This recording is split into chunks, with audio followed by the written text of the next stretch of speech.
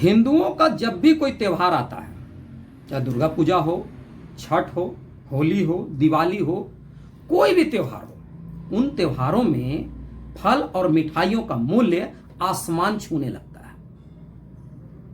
जो पूंजीपति वर्ग है, जो पैसे वाले लोग हैं, उन्हें तो कोई फर्क नहीं पड़ता है, लेकिन जो मध्यम वर्ग के लोग हैं, निम्न वर्ग के लोग हैं, उनके लिए पूजा करना, फल खरीदना, मिठाई खरीदना उनके बजट से बाहर है। वो एक बार जब वो पूजा कर लेते हैं, वो अनुष्ठान कर लेते हैं, तो उस बजट को मेंटेन करने में पूरे वर्ष लग जाता है। कितने लोग, सैकड़ों लोग तो ऐसे हैं जो कर्ज के तले दब जाते हैं।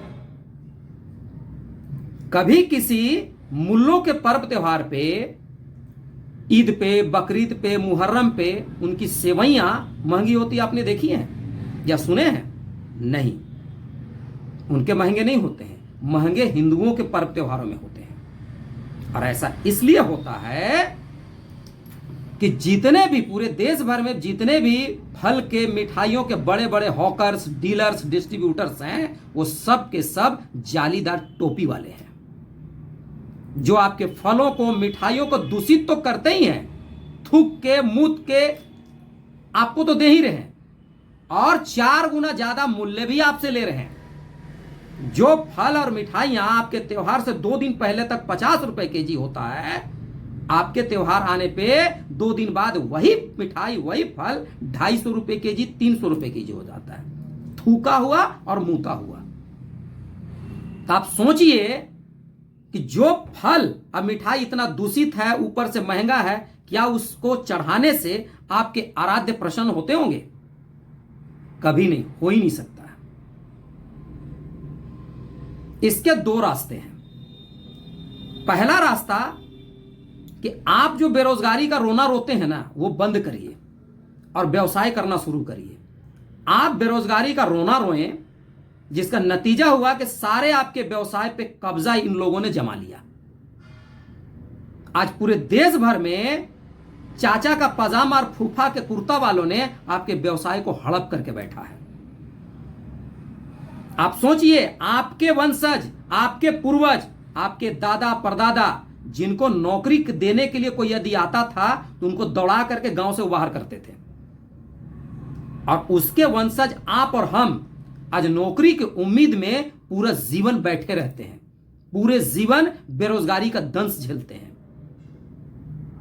रोजगार के बहुत सारे ऑप्शन है, बहुत विकल्प है, सैकड़ों विकल्प, हजारों विकल्प हैं, उसके बावजूद हम अपनी नौकरी में अपना समय व्यर्थ गंवाते हैं, नौकरी के इंतजार में।